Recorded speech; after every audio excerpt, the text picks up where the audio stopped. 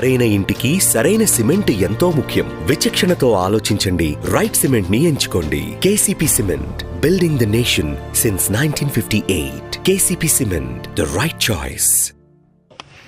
తురిమేళ్ల గ్రామంలో పోలిపోగు జయరావు, పోలిపోగు జయమ్మ అనే పాలిపోగు జయరావు, పాలిపోగు జయమ్మ అనే దంపతుల యొక్క వామి సుమారు 10 ఎకరాలు.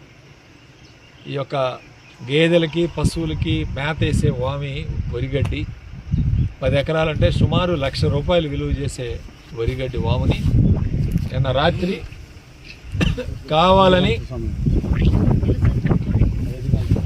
5 గంటల సమయంలో దావులూరి మరేబాబు అనే వ్యక్తి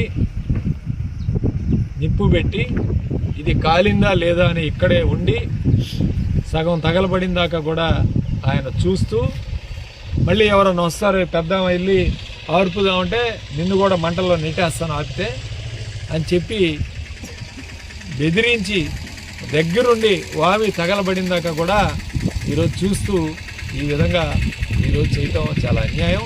ఇతను తెలుగుదేశం పార్టీకి సంబంధించిన కార్యకర్త, డీలర్ కూడా. ఇతను ఈ విధంగా తెలుగుదేశం పార్టీ వాళ్ళు అఘాయిత్యాలు ఈరోజు రోజు రోజుకి మితిమీరిపోతారు. పశువులకి వేసే మేత ఏం చేసిందండి? ఏదైనా తగాదా ఉంటే మాట్లాడుకోవచ్చు, లేకపోతే స్టేషన్కి వెళ్ళి కంప్లైంట్ ఇవ్వండి, పోలీసులు కంప్లైంట్ ఇవ్వండి, లేకపోతే పెద్దల సమక్షంలో కూర్చొని మాట్లాడుకోండి.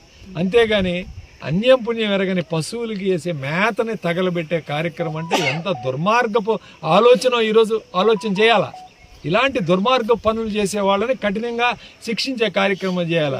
ఏదో చిన్న కేసు పెట్టి తగలబెట్టాడు, మిస్చీఫ్ కేసు అని పెట్టి ఇతన్ని పంపించే కార్యక్రమం చేయకూడదు. ఇప్పటికే తెలుగుదేశం పార్టీ నాయకులు ప్రయత్నం చేస్తున్నారు పోలీస్ స్టేషన్లో. మేము పోలీసు వారిని కూడా కోరేది ఒకటే, దయచేసి ఇలాంటి సంఘటనలు జరిగినప్పుడు మీరు కఠినంగా దోషుల్ని శిక్షిస్తే మరొకసారి రెండోసారి సంఘటనలు జరగకుండా ఉంటాయి. అలాంటిది మీరు ఏదో ఆషామాషిగా తీసుకొని దీన్ని వదిలేస్తే భవిష్యత్తులో మరిన్ని కార్యక్రమాలు జరగడానికి అవకాశం ఉంటుంది.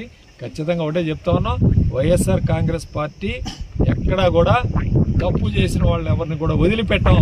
ఖచ్చితంగా గుర్తుపెట్టుకోండి, భవిష్యత్తులో వచ్చేది వైఎస్ఆర్ కాంగ్రెస్ పార్టీ. వీళ్ళని ఎవరిని కూడా వదిలిపెట్టే కార్యక్రమం చేయాలి. దయచేసి మేము అన్న పోలీసులు మా దాకా వచ్చే ముందే మీరే కఠినంగా శిక్షించి నాన్ బెయిలబుల్ కేసులు పెట్టి లోపలికి పంపించి కఠినంగా శిక్షిస్తే రెండోసారి సంఘటన జరగకుండా ఉంటుంది. కాబట్టి ఈ కుటుంబానికి నా యొక్క ప్రగాఢ నాకు సానుభూతి తెలియజేస్తూ వాళ్ళకి వైఎస్ఆర్ కాంగ్రెస్ పార్టీ తరఫున చిన్న సహాయం కూడా, ఆర్థిక సహాయం కూడా అందించే కార్యక్రమం చేశాం.